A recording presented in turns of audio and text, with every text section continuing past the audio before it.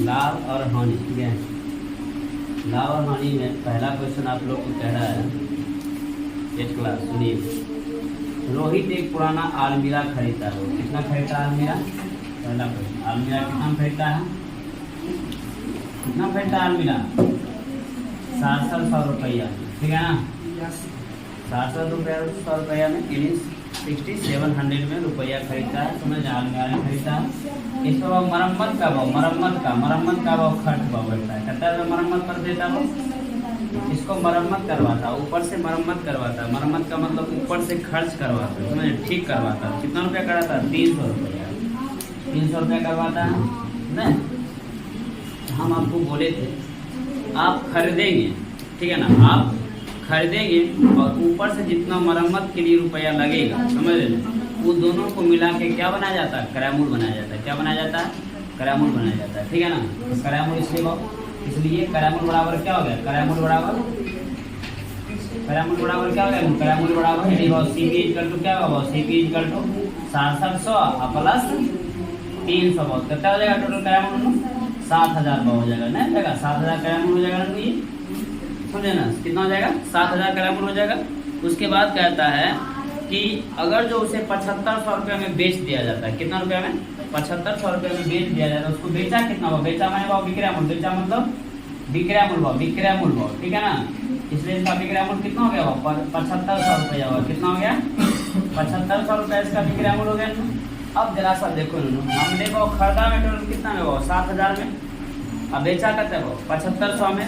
तो इस तरह से वो हमने खरीदा 7000 में, अब बेच दिया उसको 7500 में। इसका मतलब कहीं प्रॉफिट हो रहा नहीं, प्रॉफिट हो रहा। तो पूछ रहा लाभ होगा कि हानि भाव, समझ रहे हैं। इसमें लाभ बराबर क्या होता है? लाभ बराबर, इसलिए वो क्या होता है? यानी विक्रय मूल माइनस क्या होगा? विक्रय मूल माइनस क्रय मूल होगा। विक्रय मूल माइनस क्रय मूल होगा। विक्रय मूल माइनस क्रय मूल, तो विक्रय मूल 7500 और घटा भाव कितना? 7000 भाव, नहीं हो गया? तो 7500 घटा 7000 कितना हो जाएगा? 500 रुपया हो गया। कितना रुपया होगा? 500 रुपया। लाभ कितना रुपया हो गया? 500 रुपया होगा। लाभ कितना रुपया हो गया? 500 रुपया हो गया। जब लाभ 500 रुपया हो गया तो आपको बताए थे कि लाभ प्रतिशत निकालने के लिए क्या करते हैं? लाभ प्रतिशत निकालने के लिए करते हैं लाभ प्रतिशत भाव निकालने के लिए। लाभ प्रतिशत का फॉर्मूला क्या होता है? लाभ बटे 100, लाभ बटे क्रयमूल भाव, लाभ बटे क्रयमूल गुना कितना होता है? 100, नहीं, लाभ बटे क्रयमूल गुना 100। लाभ प्रतिशत भाव 500 रुपया लाभ है ना, 500 रुपया लाभ है ना, 500 रुपया लाभ।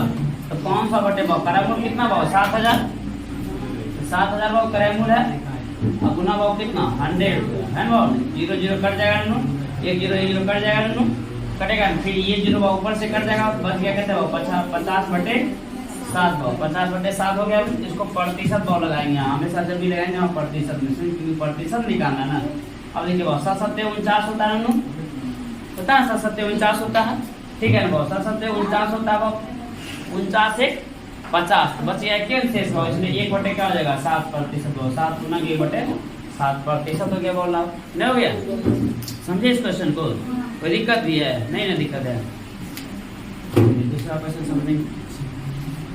पहला क्वेश्चन इसने कहा था x y z का मान निकालेंगे। किसका मान? x का, y का, z का मान निकालने के लिए, समझ रहे ना। समझ रहे? x y z का मान निकालने के लिए कह रहा। पहला क्वेश्चन कह रहा भाव, पहला क्वेश्चन है क्या कि खरीद मूल्य भाव। खरीद मूल्य कितना रुपया है? खरीद मूल्य कितना रुपया है? खरीद मूल्य है 1500 रुपया। कोई वस्तु खरीदते हैं, ठीक है ना, कोई वस्तु खरीदते हैं, उस खरीद का मूल्य है 1500 रुपया, ठीक है ना, 1500 रुपया है। और उस पर वो व्यय मैंने क्या होता है? खर्च। व्यय मतलब खर्च, उस पर मरम्मत करने का खर्च या उस पर ऊपर से करने का खर्च, ठीक। उसका ऊपर का खर्च कितना है? 320 रुपये, ऊपर व्यय। ऊपरी व्यय मैंने कहती ऊपर से खर्च हुआ। ऊपरी व्यय कितना रुपया है? 320 रुपया। कितना रुपया है? 320 रुपया है। भाव आपको बताए थे, तुरंत बताए थे पिछला वाला क्वेश्चन में कि जब आप खरीदते हैं और उस पर खर्चा करते हैं, ठीक है ना, उस पर खर्च जो करते हैं उसका दोनों मिला के क्या बनता है? क्रयमूल बनता है। क्या बनता है? क्रयमूल बनता है। तो क्रयमूल इक्वल टू क्या होगा? क्रयमूल इक्वल टू क्या होगा? क्रय मूल्य इक्वल टू क्या होगा वो सीपी इक्वल टू क्या होगा वो 1500 अब प्लस भाव कितना होगा 320 होगा, तो टोटल कितना हो गया 1820 रुपया हो गया। हाँ ये क्रय मूल्य कितना हो गया 1820 रुपया हो गया टोटल, हुआ ना क्रय मूल्य टोटल। उसके बाद कहता है कि आपको लाभ भाव इतना रुपया, क्रय मूल्य इतना रुपया है वो हो गया, और लाभ कितना दिया गया, लाभ कितना है 280 रुपया, कितना रुपया 280 रुपया है, ठीक है ना। तो 280 रुपया है ये लाभ 280 रुपया दिया गया है। अब देखिए इसमें वो x का मान हमको निकालने, वही x का मान आ गया, क्योंकि वो x का मान वो यही पूछ रहा था क्रय मूल्य का मान क्या होगा, x का मान आ गया। उसके बाद वो लाभ 280 रुपया दिया हुआ, तो y बनेगा क्या विक्रय मूल्य। जरा सा सोचिए 1820 रुपया में कोई सामान को हम खरीदे, 1820 रुपया में हम सामान को खरीदे और हम किसी सामान को वो कितना में बेचेंगे कि 280 रुपया का हमको लाभ हो जाएगा, कितना में बेचेंगे 280 रुपया का लाभ हो जाएगा, तो बेचे नहीं ना अभी ना, इसका मतलब हम खरीदेंगे 1820 रुपया, आखिर कितना में बेचेंगे, तो दोनों को जोड़ देंगे तब पता चलेगा कितना में बेचेंगे। इसलिए वो विक्रय मूल्य बराबर क्या होगा, इसलिए वो विक्रय मूल्य बराबर हो जाएगा, विक्रय मूल्य बराबर कितना हो जाएगा, विक्रय मूल्य बराबर एसपी बराबर कितना हो जाएगा 1820 प्लस 280 ना, यानी क्रय मूल्य जोड़ लाभ, क्रय मूल्य जोड़ लाभ हो जाएगा, नहीं हो जाएगा, यानी बहुत सीपी जोड़ लाभ प्रॉफिट बहुत 1820 और 280 कितना हो गया 2100 रुपया हो गया, नहीं हो गया 2100 रुपया हो गया, वो विक्रय मूल्य हो गया, विक्रय मूल्य 2100 रुपया ना। वो विक्रय मूल्य इसका मतलब क्या निकल गया नानू, y निकल गया, क्या निकल गया ये y निकल गया, y भी निकल गया, वो x भी निकल गया, और पूछ रहा है z मतलब क्या होगा लाभ प्रतिशत कितना होगा, लाभ प्रतिशत कितना होगा बहुत। अब लाभ प्रतिशत वो पूछ रहा है, तो लाभ प्रतिशत बराबर क्या होता है, लाभ प्रतिशत का फॉर्मूला होता है लाभ बटे क्रय मूल्य, नहीं लाभ बटे क्रय मूल्य गुना 100, नहीं तो लाभ बटे क्रय मूल्य, लाभ बटे क्रय मूल्य गुना 100। प्रतिशत निकालने के लिए हम हमेशा बहुत प्रतिशत यहाँ लगा देते हैं, समझ रहे ना। वो लाभ कहता है लाभ कहता रुपया 280 रुपया रे, लाभ और 280 रुपया है, और क्रय मूल्य कितना है 1820 रुपया है, ठीक है ना। और गुना कितना 100, तो 100 0 0 कट गया, ये 0 0 कट गया, ये 0 0 कट गया, बहुत इसको आधा नहीं काटोगे, बहुत इसका आधा काटोगे 140 हुआ, इसका आधा काटोगे 141 हुआ ना। 140 को बहुत 10 से गुना करो तो 1 0 डायरेक्ट हट जाएगा, ये हो जाएगा 1400 हो जाएगा ये, अब बटे वो कितना होगा 141 हो जाएगा।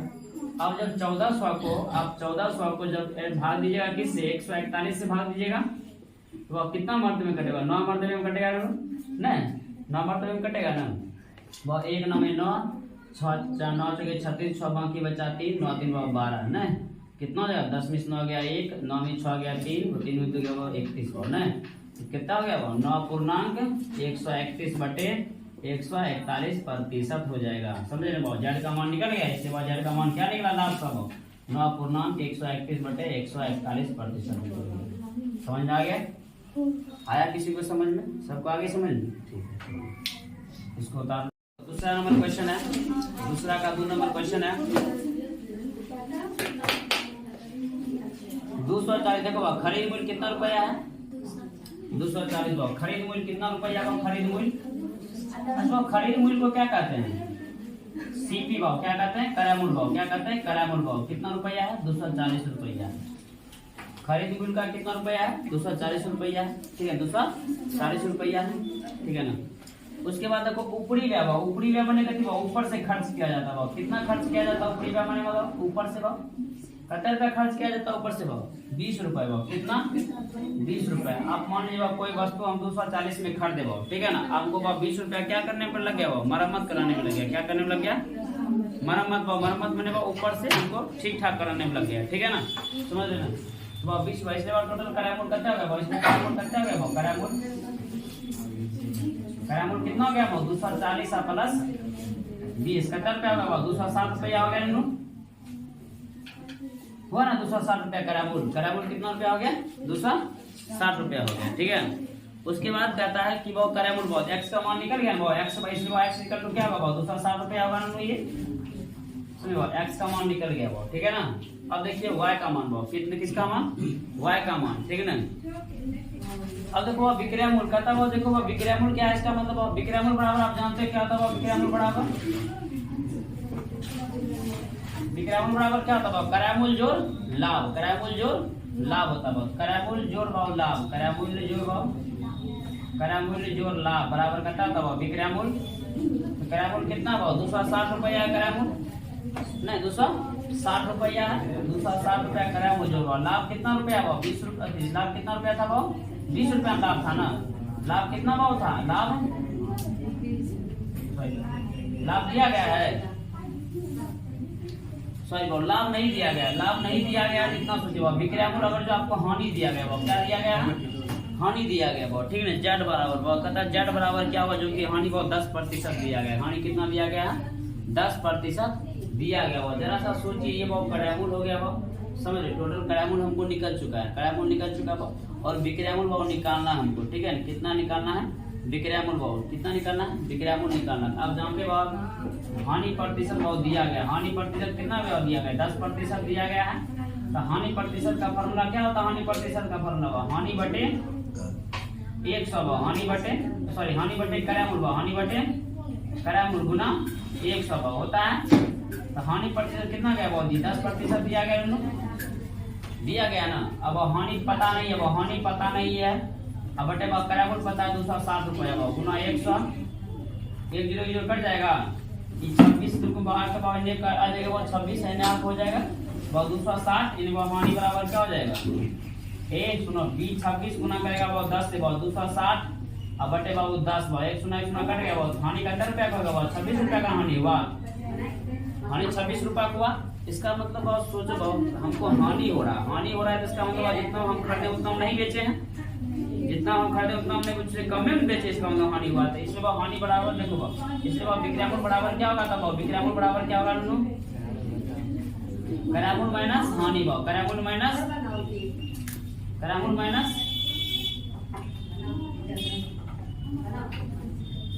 क्रय मूल्य माइनस हानि, ठीक है ना। तो क्रय मूल्य कितना है? 260 रुपया भाव, 260 माइनस हानि कितना भाव? 26। 260 में से भाव 26 चला जाएगा, कितना बचेगा भाव? 260 में से 26 चला जाएगा। फोन कर 10 में 6 गया 4, 5 में 2 गया 3, 234 भाव, 234 रुपया हो गया भाव। कति भाव? विक्रय मूल्य भाव क्या निकल गया? विक्रय मूल्य निकल गया। क्या निकल गया? विक्रय मूल्य निकल गया, ठीक है ना। देखिए भाई ये विक्रय मूल्य निकल गया, y का मान भाव, y का मान निकल गया एक तरह से ये। उसके बाद देखो भाई ये z का मान भाव निकल गया, हानि का मान निकल गया, ठीक है ना। z भाव निकल गया, समझ लो हानि रुपया भाव निकल गया, हानि z का मान, x का मान, y का मान भाव निकल गया, हाँ निकल गया। ये सब दूसरा क्वेश्चन था ये, ठीक है ना।